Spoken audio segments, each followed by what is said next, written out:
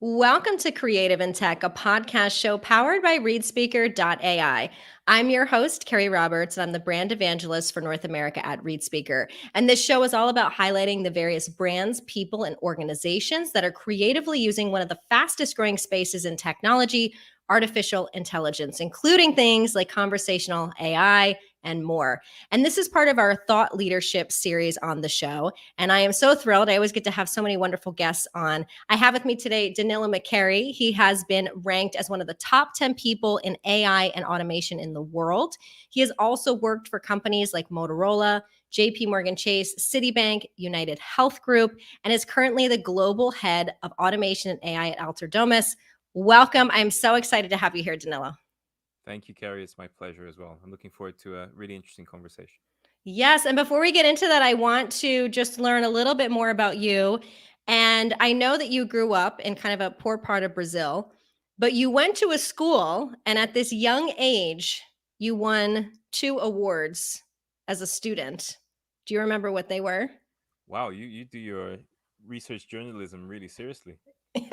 Yeah, I grew up in a pretty poor part of Brazil in a time when I would say Brazil was like a fifth world country. I wouldn't even say third world country. Very poor conditions. There's no tech, no telephones or any of that stuff, no computers. I mean, nobody had a computer.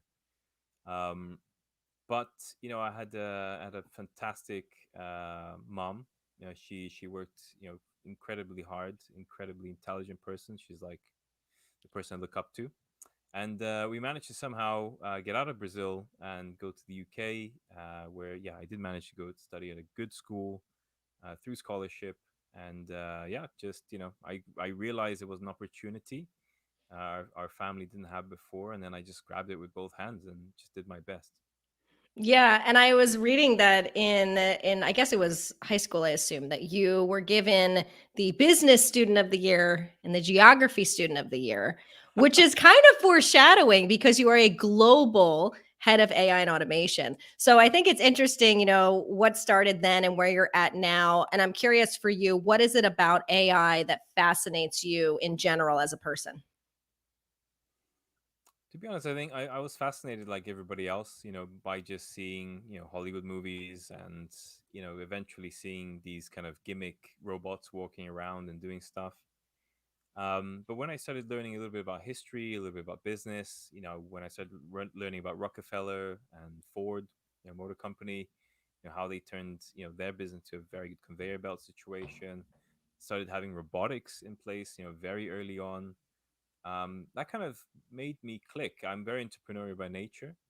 And I thought, well, what if you could start automating people's jobs, like, office people jobs? And I just started plowing away at that. It was just a thought I had, something that I thought, was a little far fetched. Um, but, interesting story, if I can. Yeah. 2008, financial meltdown. I was 1 week into starting a new job in a bank. So I remember very clearly, the head of risk taking everybody into an auditorium and just saying, folks, Lehman Brothers has gone bankrupt. The whole system is a meltdown. There's a very high chance 50% of you won't be here by the end of the month. And I was like, that's it. I'm going. I mean, I'm a junior, just started last week. I'm the easiest one to get rid of. But what I did instead is I went home. I made a presentation about how we could use artificial intelligence and automation. And this is in 2008, so there wasn't a lot of this stuff going on in business. How we can use that to our advantage in order to gain customers from the other banks who were falling, in order to go up in the ranking tables. And this junior guy barely get rid of his spots. Walks into the CFO's office and demands to speak to him in a week where it's absolute mayhem.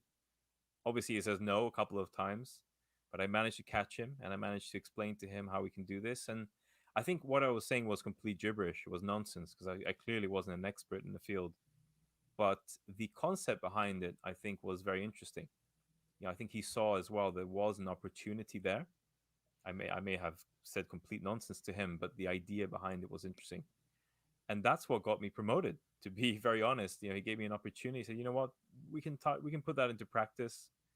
Um, and then within the 6 year stint I had Royal Bank of Canada, I got promoted like 6 times. Ended up becoming their youngest director in the company's history. The company's 130 years old, and yet did wonderful things, with automation, with AI. And then after that, I was infatuated. I would never let go of AI. I think it's a very special technology that still has so much room to grow. Yeah, and I think, this show is called Creative and Tech, as I was telling you offline, just that blend of the two together. And hearing that you did that at such a young age and now continue, which makes sense why you're at the level that you're at today. And we're talking a little bit today, more on the conversational AI side, about how we can kind of unlock this change. And you suggest that there's data that's kind of hidden in these conversations that we have between colleagues and businesses with the clients. What do you mean by this? What is this hidden data you're talking about? So, conversational AI, in terms of technology and businesses and service companies, it was firstly applied in customer service situations. So you ring up your bank or you ring up your service provider, and there might be some automated messages that would route you to the right teams. And then later on, that evolved very quickly in call centers where they started to record the messages and then transcript them. And then those transcripts would be sent to data scientist teams to try to come up with something useful out of those conversations. Trying to deal with customers' sentiment. Was that call a good call, a bad call? Some really high level stuff. And then today you can get a lot of very good data out of a real conversation. So things evolved very quickly, but it really remained in the call center scenario. Now, what about applying that technology in a situation where you have very sophisticated conversations, let's say in banking, where you're discussing a construction or a design of a financial product with a client.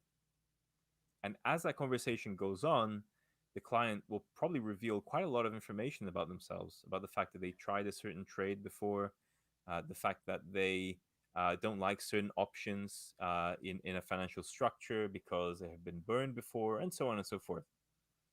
Now, a normal human person would remember that conversation. A good salesperson would remember it and use it to their advantage later on. So, when they try to sell something else to the client, they say, "Hey, I'm not going to talk to you about this because I remember that time, 2 years ago when you told me X, Y, and Z." So, the art here is trying to apply, typical call center AI, conversational AI technology to the more sophisticated workplace, the front and middle and back office of companies. And Yeah. also things like doctors, right? Doctors have very sensitive conversations with their patients. They see maybe 100 patients a day if it's a very busy day. They can't remember all these conversations. If there was an AI in the background that could log all of that and put it into the person's file, that could be very interesting. Just another very interesting application is, I've been working with some psychologists a while back on how they could use conversational AI in therapy, so that later on, the therapist could get a second opinion, but from the AI bot, of how that patient could be helped. So there's a lot of data and conversations, but it has definitely not been used in all of the different situations and scenarios I just described. It's only just started. But in the call center world, this has been going on for years. No, I love that concept for psychology as well. I mean, I think any uh, practice where you're seeing someone after another person, it can be a lot. And so having that AI in the background kind of take some of that information to help later on makes sense. So I think that's a really great example. Of course, the question is about the safety a lot of the time. So, how would you say that data can be maybe unlocked and tapped into, but in a way that's safe and secure, that protects the business and the people that use it as well? When it comes to recording conversations, it is a sensitive topic because, people can get touchy about it. They may not like it, but conversations are being recorded anyway. So this is something that's very important for people to understand. It's used in training for junior people when they join. It's used in case study management and situational training for senior people. So if that call that happened that was very tricky, how would you have handled it in a different way? And they listen back and they train their people. So it's already being recorded. The only difference with this is that, you know, conversational AI would transcript the conversation and then use those words and keywords in order to drive analysis. So let's say if there's a certain day when, um, let's say you're an internet provider, and in that particular hour, there's a number of phone calls, but all of the phone calls are to do with outages, with the service of the internet being lost in a certain region. Instead of waiting for that customer service rep to then call the technicians to go to that area, that can already be routed by just transcribing the conversations and then using that data efficiently. So there's a lot of good uses out of this that can help the customer and help them get a better service. So yeah, it's very sensitive when you say, a bot is listening to a conversation, but these conversations are already being recorded in most scenarios, especially in the call center situation. Now, the only bit that's tricky is when you start applying conversational AI in meetings, Yeah. in situations like psychology, in situations like healthcare, where the data is very private. But then you can ask for the person's consent. And if they consent, then fantastic. You can explain to them, educate them why it's there. If they don't want to do it, then switch it off. You should have the option to, as people, want or not to use it. So, what about if somebody says, okay, I consent to this being used for this purpose? How do you prevent, a bad actor from gathering that information and using it maliciously, or from that particular person maybe using it against them? If you're talking about a meeting, for example, and someone at work maybe doesn't like them and they are able to get that data and push that out in a PR way, something that's not great. Is there a way to prevent that or to be thinking about that so that we're still getting the good pieces of AI and automation, but we're still kind of prepared to deal with something like that?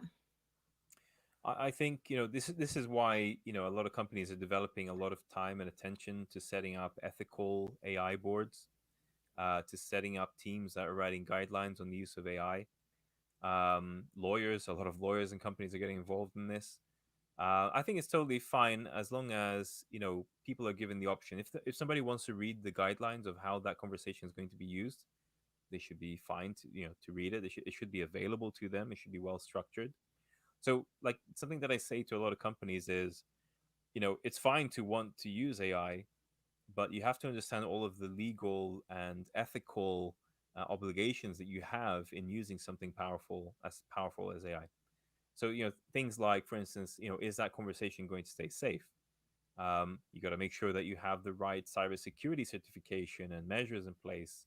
You have to have certain, like GDPR, for instance, in the UK. Are you going to use that data for a certain period of time and for certain purposes? So there has to be a framework around all of this, and it has to be a very clear ethical guideline of how it should be used, so that employees or others, bad actors, don't misuse that information for the wrong reasons. And if they do, there's very clear consequences for doing that as well. So there has to be a framework around all of this. You have to make sure that you're prepared to use AI in the right way. It's not just go and play with this toy. It's a powerful toy. So you have to make sure that you have everything ready in place before you start using it properly. Yes, I agree and appreciate you sharing that as well. When we're talking about data, there's so much data. Sometimes we're overwhelmed with all of it. Sometimes we don't have access to all of it. Sometimes we don't know what to do with it. But there's something very interesting about when we're talking about conversational AI, and especially from a voice side. There is this element of sometimes qualitative data as well. You're hearing what people say, how they're saying it. Um, how can this kind of new data in terms of conversational AI and voice be helpful to a business in a way maybe they're not thinking of just yet? Well, it has to be plugged in. So, the same way that you can analyze what's being written in emails and surveys, in people's appraisals, all kinds of stuff. Wherever there is data, there is a way of, extracting it. So if you find the structural, framework to get data out of conversations in a way that can be utilized, you have to think about how it can be plugged into the other data sets. You have to think about how it can be organized in the right way. You have to have a certain application for that data as well. You can't just, you know, plug in this huge pipeline of data and then just expect there to be magic. There has to be leadership there has to be a purpose for that data as well, because with purpose then comes a good framework. So, for instance, if somebody is using Microsoft Dynamics, there is a way to do customer voice, where you're plugging in all of this. If somebody's using, you know, um, different technologies, you have to find a way of designing everything so that in the end you're able to have a dashboard. You're able to roll it up into something meaningful.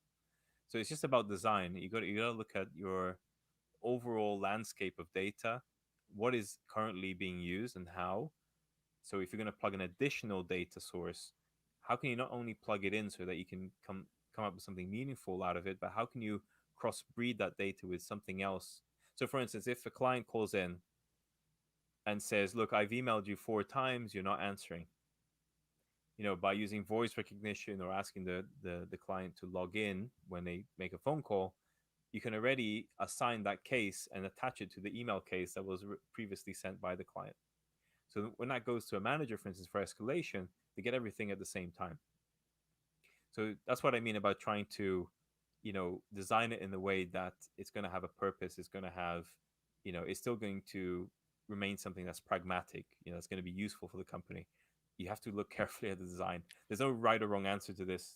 You got to. It depends on the case by case scenario. Yeah.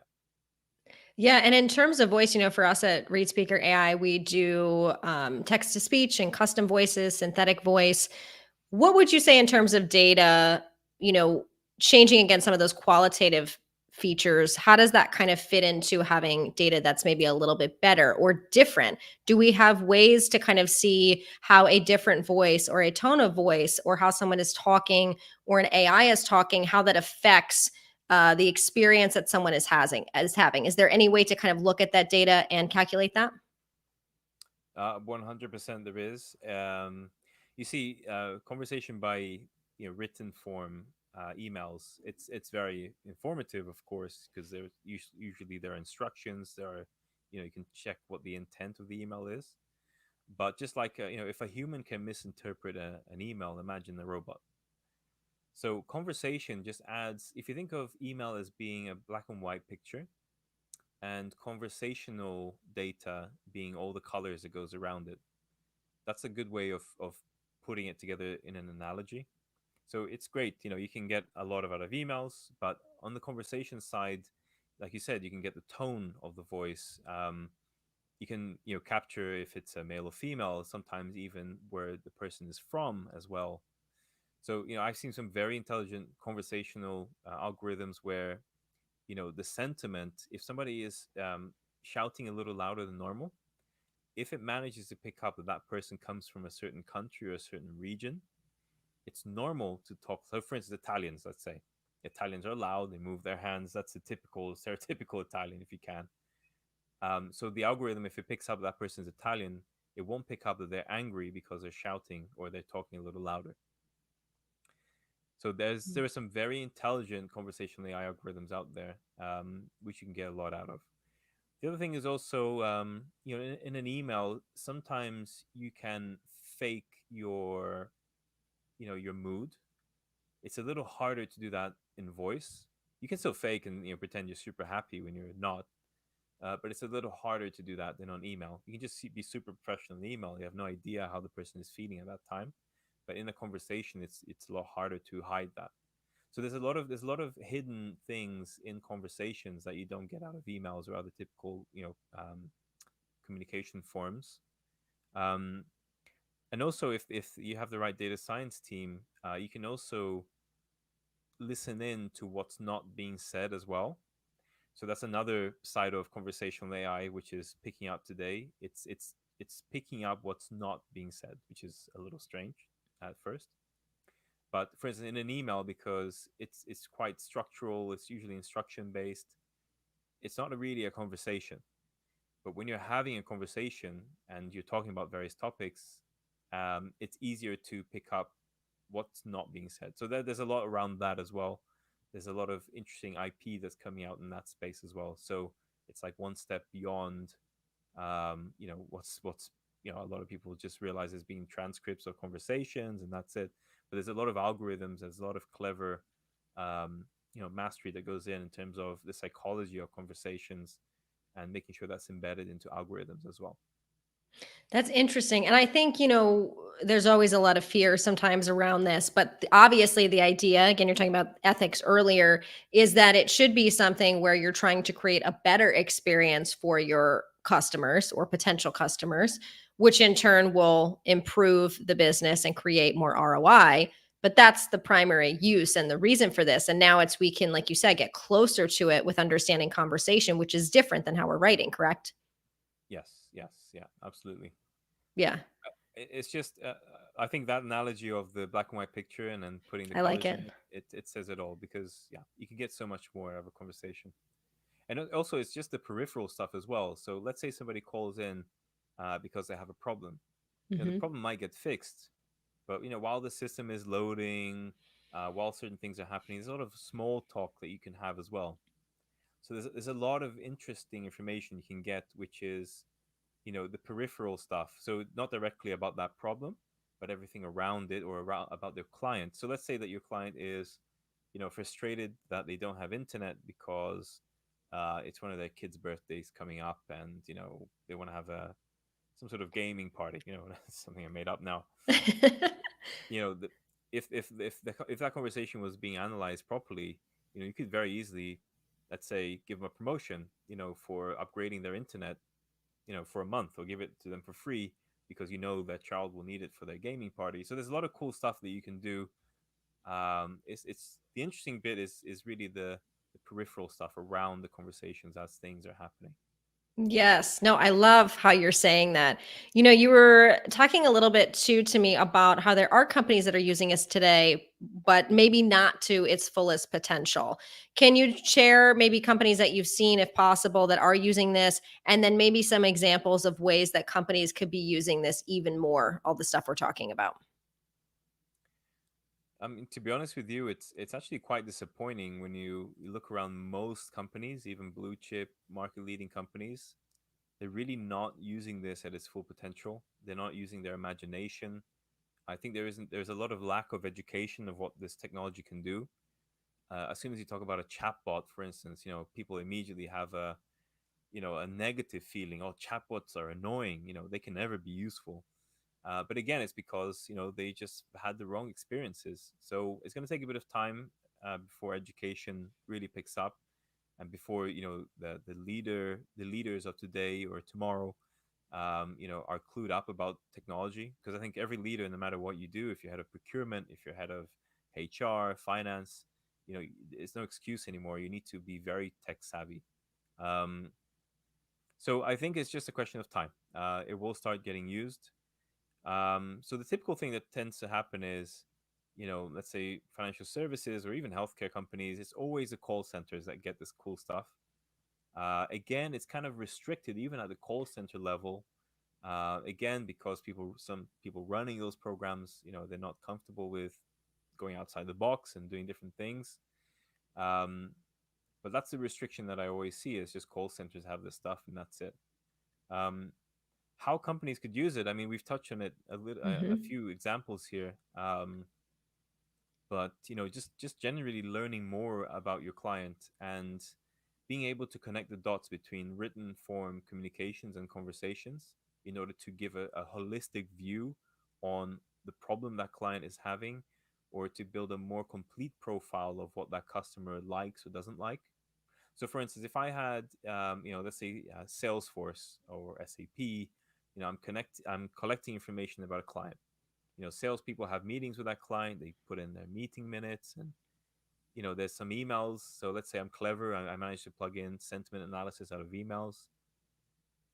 But if I then I'm able to plug in sentiment analysis out of phone calls that I have with clients, there's nothing else really for you to log about a client. You've given the 360 picture of everything. So the person face to face human contact, the the written form, and the conversational form. The only thing left is to film your clients, which would be totally weird.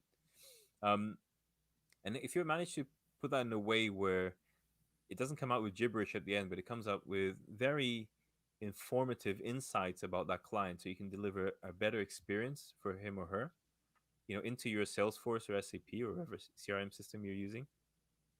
That can be very powerful. That can give your the customer experience a whole different level of satisfaction. It can go back to the good old days when companies had relationship managers and would spend time with people to get to know their families, and go out, have dinners with them and barbecues and all this stuff. It would give that feeling back into the business world. um, I think companies are going to start accelerating this, especially this year, next year, because as the marketplaces are getting saturated, competition is at all-time high. How else can you differentiate yourself apart from providing a better customer service? And usually the thing that tends to ring the bell in terms of customer service is provide something faster and cheaper. That's it.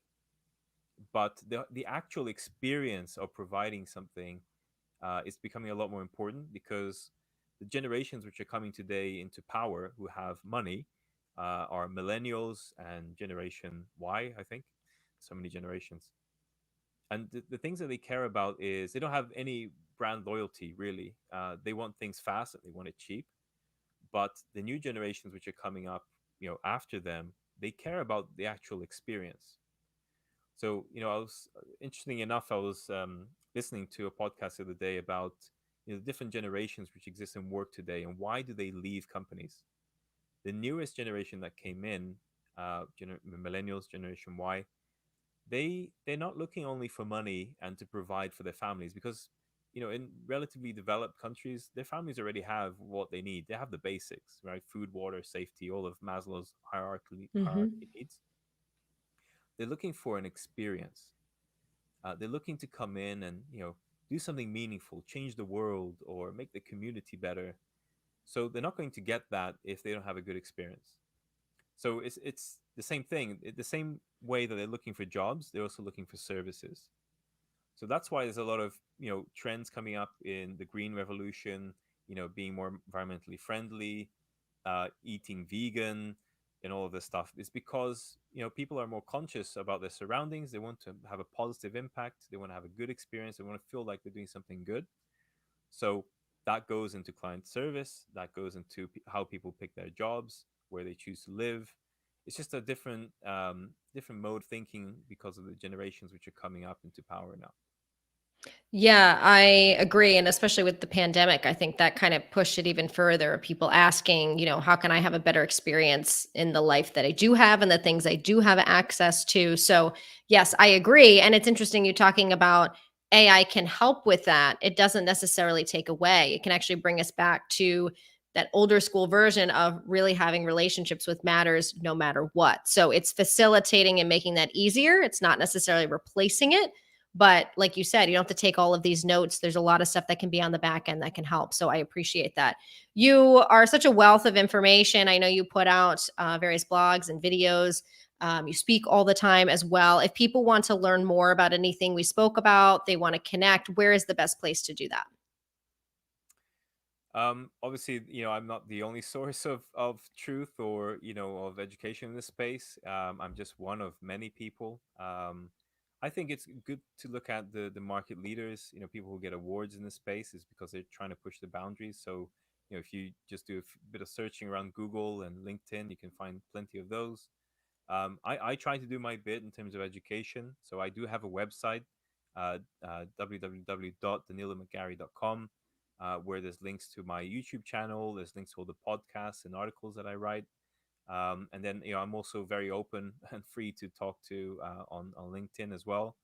I think, one thing that I would encourage people in this day and age is that, you know, the type of worker or the type of employee or person that people want to be associated with is a person who knows uh, uh, uh, a lot about a lot of things. You have to be a generalist in today's world, but a generalist with a bit of depth. So that's a bit of an oxymoron there. Um, CIPD, a number of very interesting companies that look at the future of work. They predict that 50% of the workforce in the next 10 years, which is not far away at all, is going to become freelancers. So as companies try to reduce the fixed costs, they're going to start tendering out work as if they do to vendors for technology installations and things like that. So the marketplace is going to become a lot more tender based, a lot more freelancer based. So you need to know a lot of things, and you need to be, live as if you are an eternal student, and just soak in as much as you can about, especially the hot topics like AI, quantum computing, blockchain, cryptocurrency, IoT. Um, all of these topics, are going to drive, the economies for the next, foreseeable future. So just try to learn as much as you can from as many people as you can.